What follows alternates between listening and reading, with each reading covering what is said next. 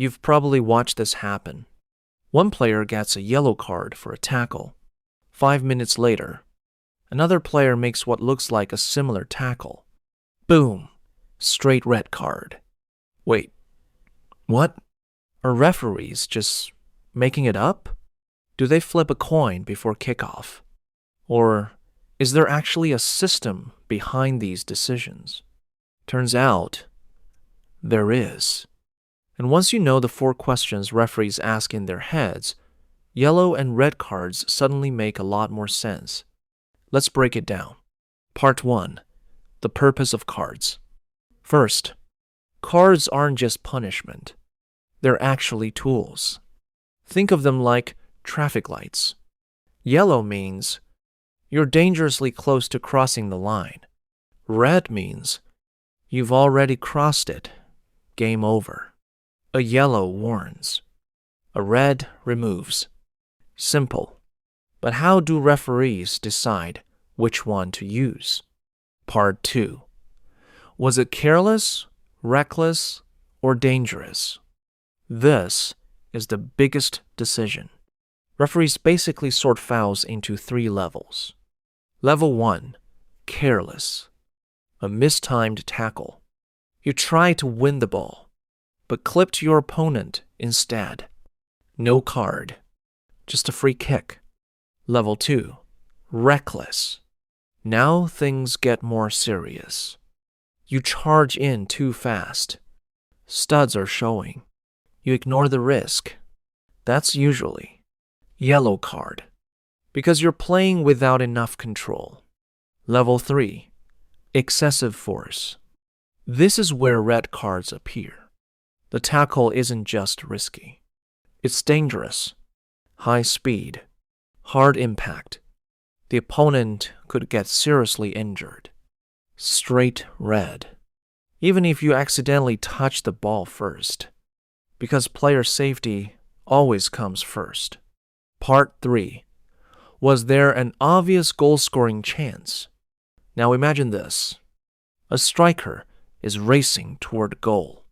Only the goalkeeper is left.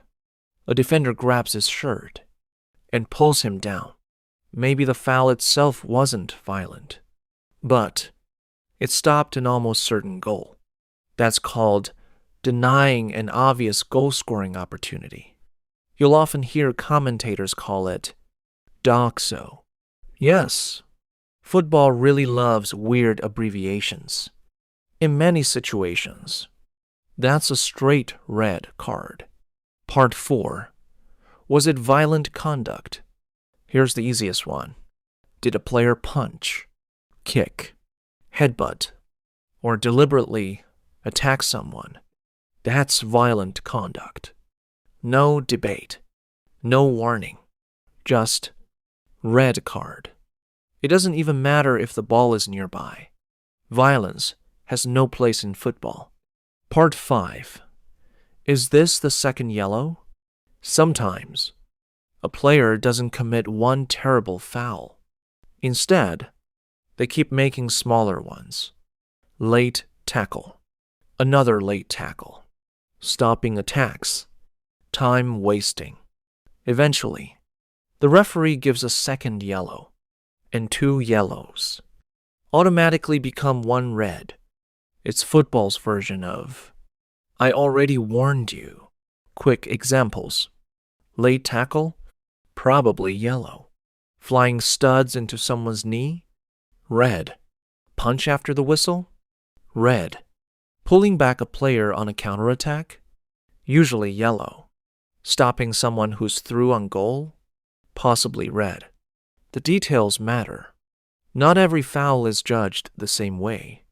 So, whenever a referee reaches for a card, they're usually asking, how dangerous was the challenge? Did it stop an obvious goal? Was there violent conduct? Or is this the player's second yellow? Once you know those 4 questions, refereeing decisions suddenly become much easier to understand. Football is full of rules that seem confusing until someone explains them simply. If you enjoyed this breakdown, hit like, subscribe, and let us know in the comments. What's the most controversial red card you've ever seen? Because in football, one referee's decision can change history in a single second. See you in the next one.